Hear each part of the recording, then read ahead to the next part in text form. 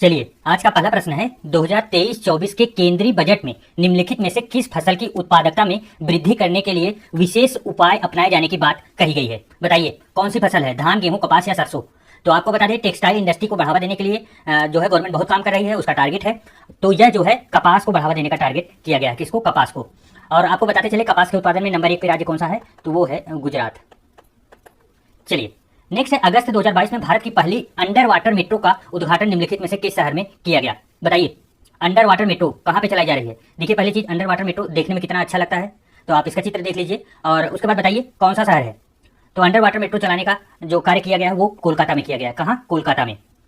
Next है भारत में किस शहर में 17वां प्रवासी भारतीय दिवस सम्मेलन जनवरी 2023 में जो है संपन्न हुआ। महत्वपूर्ण इंपॉर्टेंट फैक्ट है, करंट अफेयर की सीरीज में भी हम लोगों ने इस प्रश्न को देखा है। तो बताइए यह इंदौर में हुआ। अच्छा इसमें आपको यह बताना है कि मुख्य अतिथि कौन थे। तो मुख्य अतिथि जो थे मोहम्मद इरफान, कौन थे? मोहम्मद इरफान अली। मोहम्मद इरफान अली ये कहाँ के हैं? तो यह जो है गुयाना, कहाँ के? गुयाना के राष्ट्रपति हैं। आप लोग याद रखिएगा।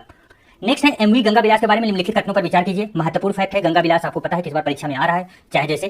तो एमवी गंगा विलास क्रूज जो है अंतरा लग्जरी रिवर क्रूज द्वारा विकसित एवं संचालित एक अंतरराष्ट्रीय रिवर क्रूज है। तो यह फैक्ट पूरी तरीके से सही है। बाकी और फैक्ट से पहले इसका पहले हम लोग थोड़ा सा देख लेते हैं मैप कि यह गंगा विलास चलेगा कहाँ से। तो देखिए गंगा विलास जो है ना एक समुद्री जहाज एकदम लग्जरी टाइप की बनाई गई है और यह स्टार्ट हुआ है कहाँ से? वाराणसी से। आप देख रहे हैं वाराणसी से स्टार्ट होकर ये कहाँ तक जाएगी? तो यह जाएगी डिब्रूगढ़ तक। और डिब्रूगढ़ है कहाँ पे? तो यह असम में है। असम में, असम के डिब्रूगढ़ तक जाएगी। आप देख रहे हैं यहाँ पे कोलकाता, ढाका, ये ढाका जो है बांग्लादेश का और कोलकाता होते हुए इसका रूट आप देख सकते हैं कितना लंबा है, लगभग 3200 किलोमीटर और 51 दिन की यात्रा ये कंप्लीट करेगा। तो आइए देखते हैं जो प्रश्न बना है हम लोगों का। करंट अफेयर में भी ये चीजें कवर की गई हैं, आप लोग वहां से भी देख सकते हैं। 13 जनवरी 2023 को प्रधानमंत्री द्वारा वर्चुअल तरीके से इसे वाराणसी से डिब्रूगढ़ के लिए रवाना किया गया। तो यह फैक्ट भी पूरी तरीके सही है। नेक्स्ट है यह वाराणसी से पटना, साहिबगंज, कोलकाता, ढाका, गुवाहाटी होते हुए डिब्रूगढ़ तक कि 3200 किलोमीटर की अंतरराष्ट्रीय जल यात्रा 51 दिनों में पूरी करेगा। तो मैप पे हम लोगों ने देख लिया, आप इसे एक बार फिर से रिवाइज कर लीजिए। यह भी कथन पूरी तरीके से सही है। तो इस प्रकार क्या होगा? सही जवाब जो होगा उपरोक्त 3 के तीनों सही है। अच्छा एक डेट और आप लोग याद रखिए कि 13 जनवरी 2023 को क्या हुआ था? गंगा के निकट, गंगा के समुद्री तट पर टेंट सिटी बसाया गया था। क्या बसाया गया था? Tent city. यह कहाँ हुआ था? वाराणसी में ही। वाराणसी आपको पता है वाराणसी महत्वपूर्ण है फैक्ट, कई चीजें यहाँ पे घटित हुई हैं तो इसके लिए करंट अफेयर में भी ये बना रहा है। नेक्स्ट है निम्न में से कौन सुमेलित नहीं है। बताइए कौन सुमेलित इसमें से नहीं है। देखिए उड़ीसा का है, जी हाँ सही है। कुचिपुड़ी आंध्र प्रदेश का, कथकली केरल का और उसके बाद कथक जो है वो कहाँ का है? कथक। बताइए कथक जो है वो यूपी का है। उसके बाद फिर भारतनाट्यम जो है राजस्थान का नहीं है, कहाँ का है? यह तमिलनाडु का है। भारतनाट्यम जो है वह राजस्थान का ना होकर तमिलनाडु का। तो सही जवाब क्या बना इसका? Option number D. नेक्स्ट है बंगाल में भक्ति आंदोलन का प्रवर्तक कौन था। बताइए बंगाल में भक्ति आंदोलन किसके द्वारा चलाया गया था। तो देखिए बंगाल में सबसे पहले भक्ति आंदोलन की नींव पड़ी थी 16वीं शताब्दी में। कब? 16वीं शताब्दी में। किसके द्वारा? तो चैतन्य महाराज के द्वारा, चैतन्य जी के द्वारा से ये इसकी शुरुआत होती है। अच्छा चैतन्य जी किसके आराध्य थे? इनके भगवान कौन थे? तो इनके भगवान कृष्ण थे, कृष्ण की ये भक्ति करते थे। अच्छा आपको एक और फैक्ट बताएं तो देखिए हरे कृष्णा का जो मंत्र है वो इन्हीं के द्वारा प्रचलित किया गया था। किसके द्वारा? चैतन्य जी के द्वारा। चलिए नेक्स्ट है बाल मुरली कृष्ण का संबंध किस वाद्य यंत्र से है। बताइए बाल मुरली जो है कृष्ण का संबंध किस वाद्य यंत्र से है। तो यह वायलिन बहुत अच्छा बजाते थे। क्या बजाते थे? वायलिन। ये कहाँ के हैं? तो कर्नाटक के गायक हैं। कहाँ के? कर्नाटक के हैं। चलिए नेक्स्ट है इनमें से कौन सा सही सुमेलित नहीं है। मनीष नरवाल बैडमिंटन, बताइए खिलाड़ी हैं वो किस खेल से संबंधित है। तो बताइए मनीष नरवाल बैडमिंटन से है? जी नहीं, ये गलत है। तो मनीष नरवाल किससे हैं? ये शूटिंग से हैं, शूटिंग। उसके बाद फिर सुमित अंतिल किस खेल से संबंधित है। तो देखिए ये निशानेबाजी नहीं है, भाला फेंक के खिलाड़ी हैं। उसके बाद अवनी लेखरा निशानेबाजी, जी हाँ इनका एकदम सही है। उसके बाद नेक्स्ट है प्रमोद भगत जेवेलियन, बताइए जेवेलियन नहीं है, ये बैडमिंटन से है। किससे हैं? बैडमिंटन। इस प्रकार जो सही सुमेलित था वो अवनी लेखरा था, बाकी 3 के तीनों सुमेलित नहीं थे। नेक्स्ट है निम्नलिखित में से किस देश के वैज्ञानिकों ने पहला कृत्रिम भ्रूण जो है तैयार किया है। सीधा वन लाइनर फैक्ट है, वो महत्वपूर्ण है। कृत्रिम भ्रूण किसके द्वारा तैयार किया गया है, कहाँ के वैज्ञानिकों द्वारा? तो इजराइल। आप लोग याद रखिए, आपको पता है इजराइल जो है टेक्नोलॉजी के क्षेत्र में हमेशा आगे रहता है। नेक्स्ट है जिसका जन्म दिवस पराक्रम दिवस के रूप में मनाया जाता है। बताइए काफी महत्वपूर्ण है, काफी चर्चा में भी रहता है ये करंट अफेयर। तो किसका जन्म दिवस जो है पराक्रम दिवस के रूप में मनाया जाता है? तो सुभाष चंद्र बोस जी का जन्म दिवस। अच्छा किस डेट को पड़ता है? बताइए। तो 23 जनवरी को, 23 जनवरी को। अच्छा सुभाष चंद्र बोस जी का जन्मदिन कब हुआ था? 23 जनवरी 1897 में। यह भी आप लोग याद रखिएगा। आपको बता दें 23 को यह पड़ता है और 24 जनवरी को यूपी का स्थापना दिवस मनाया जाता है। यूपी स्थापना दिवस, आप इसे भी याद रखिएगा। चलिए नेक्स्ट है प्रधानमंत्री नरेंद्र मोदी ने निम्नलिखित में से किस राज्य में IIBX Indian international bullion exchange launch किया है। बताइए यह मोदी जी द्वारा कहाँ पे किया गया है। तो देखिए यह जो है एक्सचेंज गुजरात में लॉन्च किया गया है। अच्छा, इंटरनेशनल बुलियन एक्सचेंज होता क्या है? तो यह भारत का जो है ना पहला सोने चांदी का व्यापार, जैसे आप समझते हैं ना कि सोने चांदी के लिए जैसे आपका शेयर मार्केट होता है, वैसे ही यह भी मार्केट होगा, शेयर मार्केट। लेकिन इसमें जो है व्यापार किसमें होगा? सोने चांदी वगैरह में होगा। तो इस प्रकार जो इसका सही जवाब बनेगा ऑप्शन नंबर डी बनेगा। चलिए नेक्स्ट है lineman, full back, corner, kick शब्द किस खेल से जुड़े हुए हैं? बताइए। तो देखिए यह खेल जो है वो फुटबॉल से संबंधित है। तो किससे है? फुटबॉल से। चलिए नेक्स्ट है early Hindu temple of Gujarat, पुस्तक के लेखक कौन है? Early Hindu temple of Gujarat, बताइए। तो देखिए यह पुस्तक जो है वरुण मायरा के द्वारा लिखा गया है। किसके द्वारा? वरुण मायरा। और यह पुस्तक आपको बता दें आज की नहीं है, ये 2015 की पुस्तक है और 15 में मोदी जी द्वारा इसका इनॉग्रेशन किया गया था। तो सही जवाब क्या बना? Option number A. नेक्स्ट है अंतरराष्ट्रीय अहिंसा दिवस कब मनाया जाता है? बताइए। अंतरराष्ट्रीय अहिंसा दिवस महत्वपूर्ण फैक्ट है। देखिए अंतरराष्ट्रीय अहिंसा दिवस जो है वो 2 अक्टूबर को मनाया जाता है। कब मनाया जाता है? 2 अक्टूबर को। 2 अक्टूबर क्या है? गांधी जी की जयंती है। गांधी जी की जयंती है। अच्छा, क्योंकि अंतरराष्ट्रीय दिवस है तो अंतरराष्ट्रीय दिवस किसके द्वारा स्थापित किया गया है? तो यूनाइटेड नेशन के द्वारा इसकी शुरुआत की गई थी। कब की गई थी? 2007 से।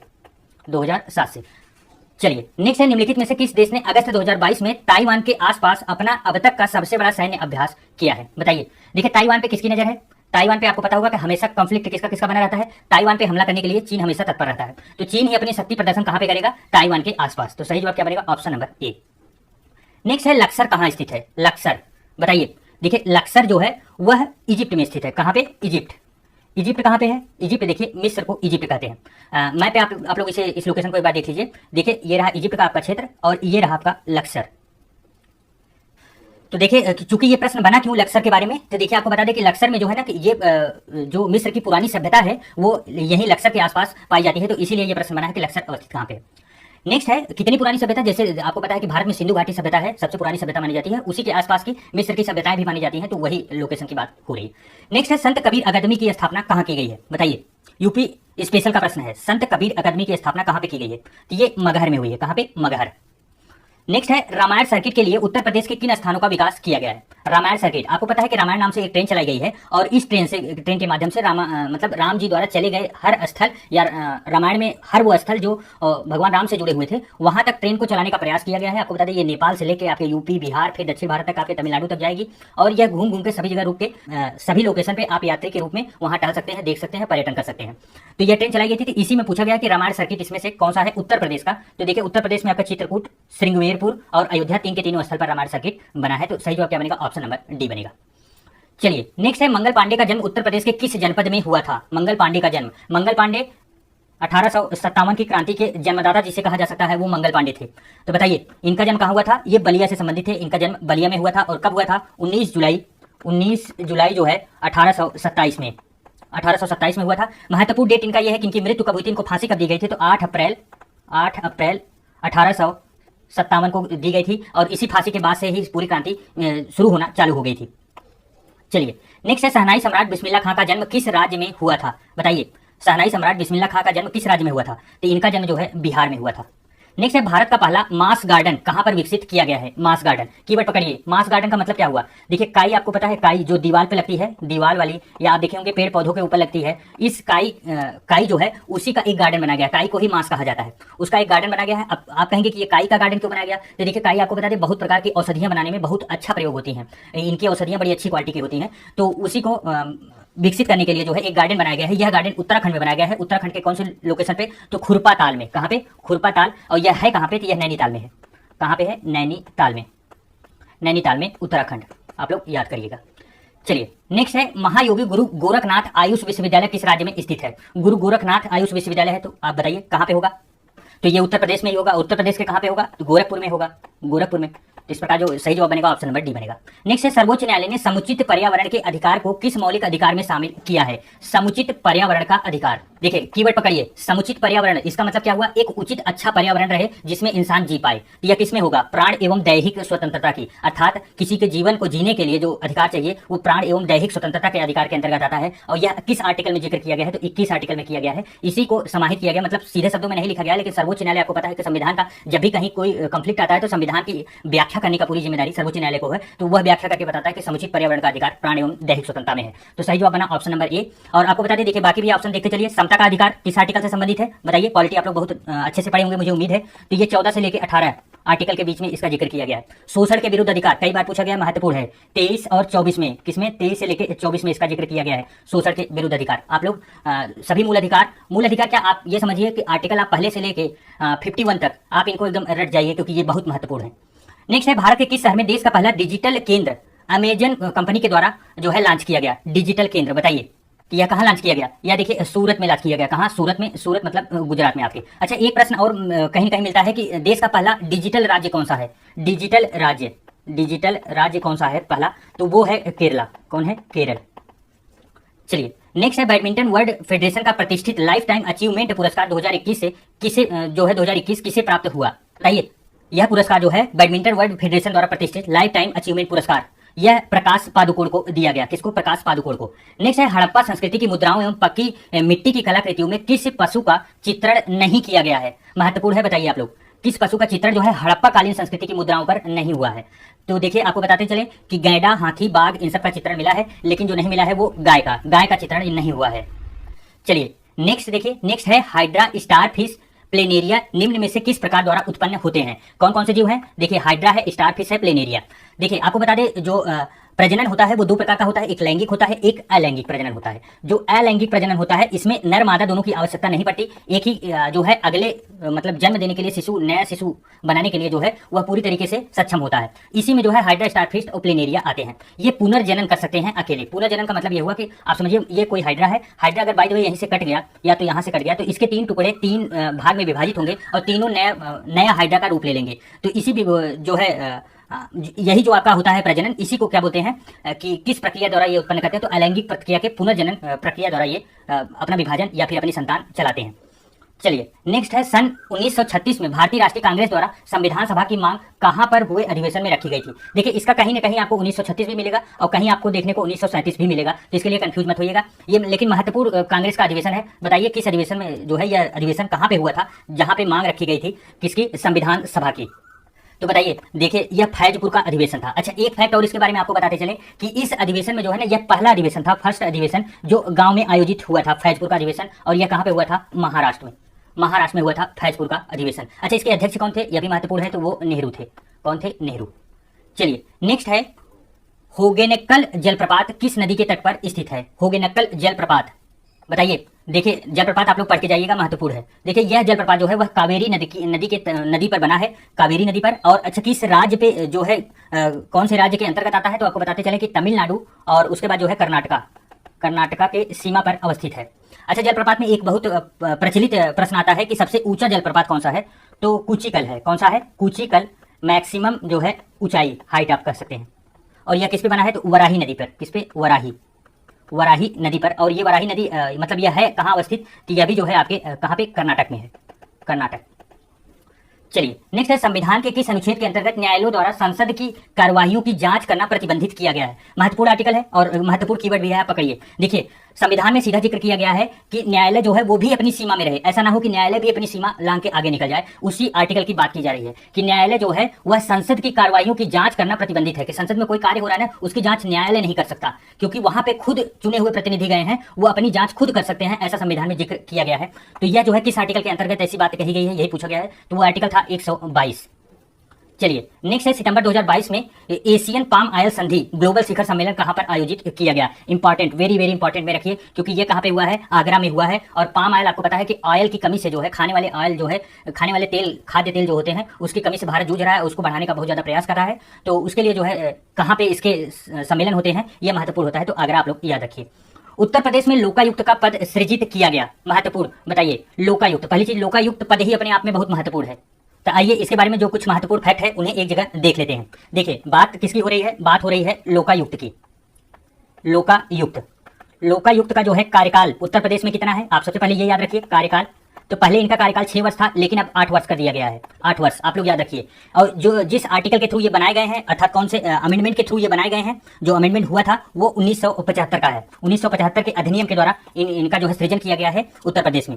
अच्छा, जो है इनको सृजन करने के लिए कहाँ जिक्र मिला था जो बनाए गए हैं? तो देखिए, फर्स्ट ARC रिपोर्ट जो आई थी, फर्स्ट ARC रिपोर्ट, इसमें जिक्र था लोकायुक्त के गठन का। और एक फैक्ट और बनता है कि पूरे देश में पहला लोकायुक्त सृजन किसके द्वारा किया गया था? लोकायुक्त पद का जो है सृजन किसके द्वारा किया गया था? तो पहला जो है फर्स्ट इंडिया इंडिया में जो है, इंडिया में आपको उसके बाद याद रखिए महाराष्ट्र होता है, और महाराष्ट्र में कब होता है, महाराष्ट्र में 1971 में ही बनाए गए थे। अच्छा, एक फैक्ट और यहाँ पे छूटा है, वो भी आप लोग याद रखिए कि यूपी के पहले कौन से थे, पहले लोकायुक्त उत्तर प्रदेश के कौन थे, तो यूपी फर्स्ट जो है लोकायुक्त कौन बने थे, तो आप उन्हें याद रखिए, विश्वंभर दयाल हैं। कौन है? विश्वंभर दयाल। इतना फैक्ट आप लोग याद रखिए, लोकायुक्त से काफी महत्वपूर्ण है। यहाँ से कहीं से भी प्रश्न बना जा सकता है, आप लोग स्क्रीनशॉट लेके एक बार इसे भी रिवाइज कर लीजिएगा, नहीं तो पीडीएफ के साथ आपको मिलेगा ही। तो सही जवाब इसका क्या बना? सही जवाब बना 1975 में। और सबसे पहले कहाँ पे हुए थे, रिवाइज कर लीजिए आप लोग, सबसे पहले 1971 में महाराष्ट्र में। चलिए नेक्स्ट है, गुप्त काल की पक्की ईंटों से बना भीतरगांव मंदिर। भीतरगांव का मंदिर कई बार परीक्षा में आ चुका है, तो बताइए, गुप्तकालीन मंदिर है और पक्की ईंटों से बना है, यह कहाँ पे अवस्थित है, और खास करके यूपी स्पेशल का प्रश्न है। तो देखिए, यह कानपुर में स्थित है। कहाँ पे? कानपुर में। देखिए इस मंदिर को आप देखिए, कितना अच्छा और सुंदर दृश्य है इस मंदिर का। इस मंदिर का निर्माण जो है गुप्तकालीन काल में हुआ है। गुप्तकालीन आपको पता है काफी पहले का काल है। और देखिए ये पक्की हुई ईंटों से बना हुआ मंदिर है, और कितना अच्छा बनाया गया था उस समय।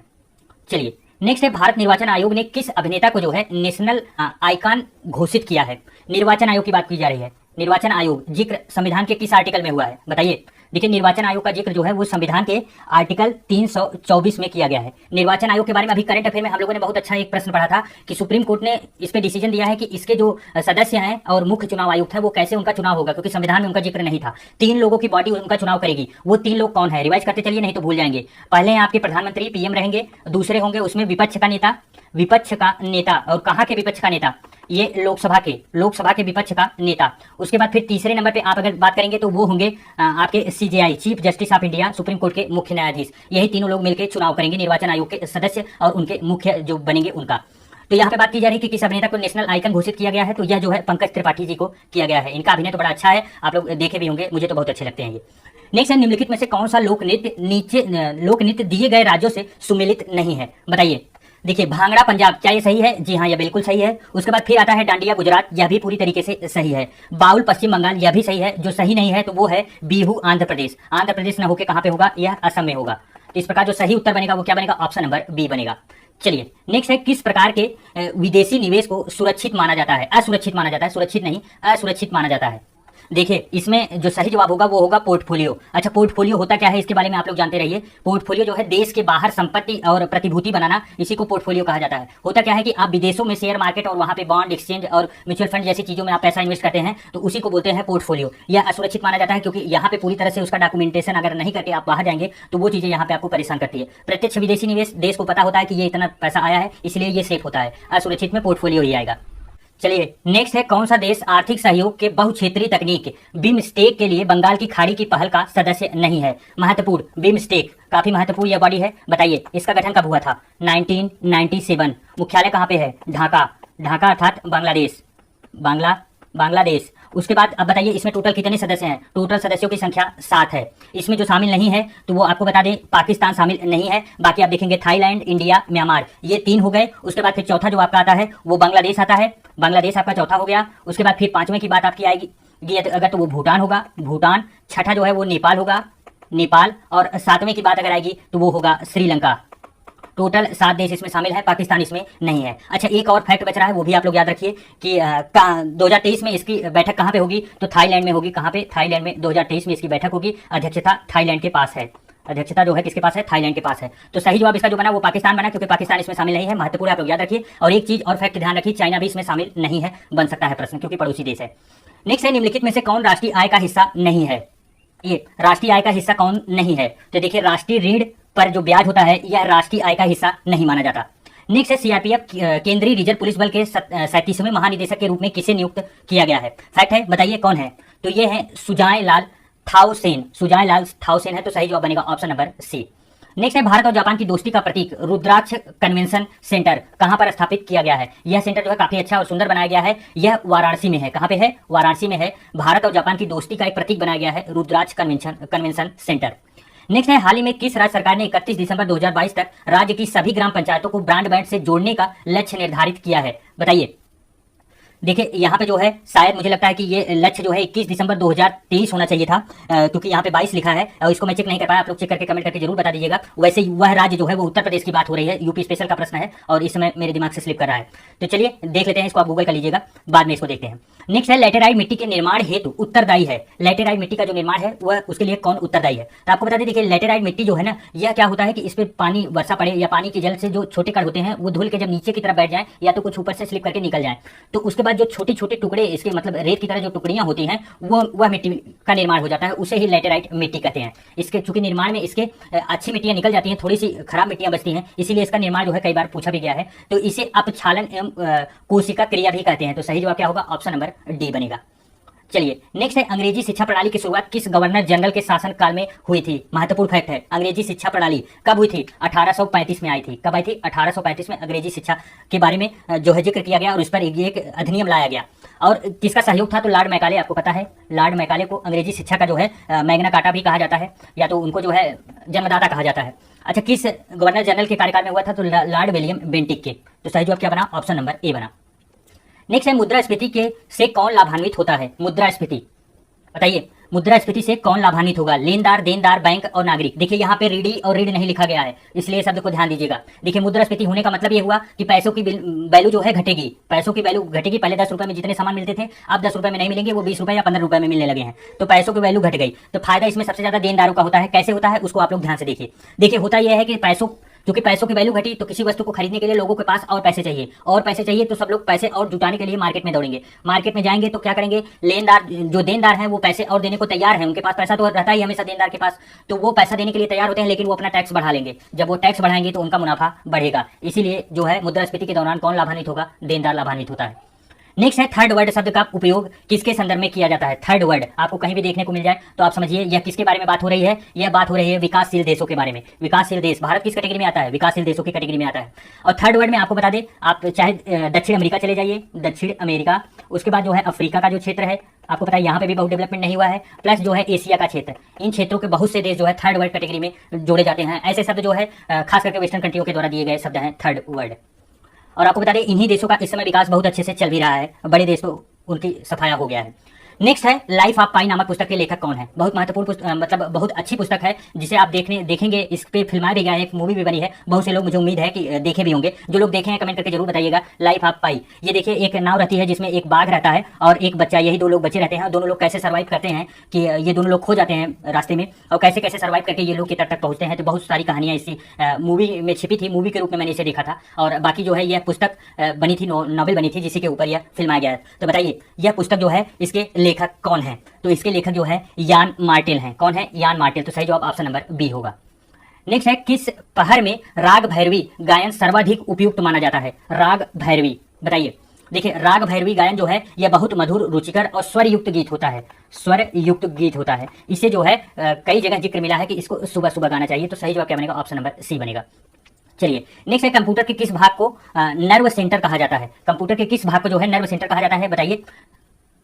तो वह जो है कंट्रोल यूनिट को कहा जाता है। किसको? कंट्रोल यूनिट को। नेक्स्ट है 2011 की जनगणना के अनुसार भारत में निम्नलिखित राज्यों में से सबसे अधिक जनसंख्या घनत्व वाला राज्य कौन सा है? बताइए सबसे अधिक जनसंख्या घनत्व कहाँ पे है? कई बार हम लोग कर चुके हैं तो बिहार है। कितना है नंबर भी आप बताइए? 1106 लोग पर वर्ग किलोमीटर में रहते हैं, इसी को बोलते हैं जनसंख्या घनत्व। अच्छा दो फैक्ट और यहाँ पे याद करिए, यूपी का कितना है? तो यूपी का 829 है, 829। और यही बात कर लीजिए इंडिया का भी पूछा जा सकता है हम लोगों से, वो है 382। इतने फैक्ट इंपॉर्टेंट थे, इससे आप याद रखिए। नेक्स्ट है जल की अशुद्धियों में कौन सा रसायन प्रयुक्त होता है? जल की अशुद्धियों को साफ करने के लिए कौन सा रसायन प्रयुक्त होता है? बताइए। तो देखिए पोटेशियम परमैंगनेट का प्रयोग किया जाता है। अच्छा इसको निरूपित कैसे करते हैं? तो KMnO4 से निरूपित भी किया जाता है। आपको बता दें इसके सिवा और कौन कौन चीजें प्रयोग होती हैं? तो क्लोरीन डाइऑक्साइड आपका प्रयोग होता है। आपका क्लोरीन जो है क्लोरीन डाइऑक्साइड, यह भी जो है जल को शुद्ध करता है। और आपको एक और पता होगा क्लोरामीन और प्लस ओजोन, इन सब से भी जल को शुद्ध किया जाता है। तो चलिए साथियों इस प्रकार जो है 50 प्रश्नों की ये श्रृंखला हम लोगों की समाप्त हुई। और आपको यह श्रृंखला जो है कैसी लगी कमेंट करके जरूर बताइएगा। और आपकी तैयारी जो है कहाँ तक पहुंची है उसके बारे में भी कुछ अपना जिक्र जरूर कीजिएगा कमेंट बॉक्स में, मुझे बहुत बेसब्री से इंतजार रहेगा। चलिए मिलते हैं अगली सीरीज में अगले टेस्ट पेपर के साथ, तब तक के लिए ढेर सारा प्यार, नमस्कार।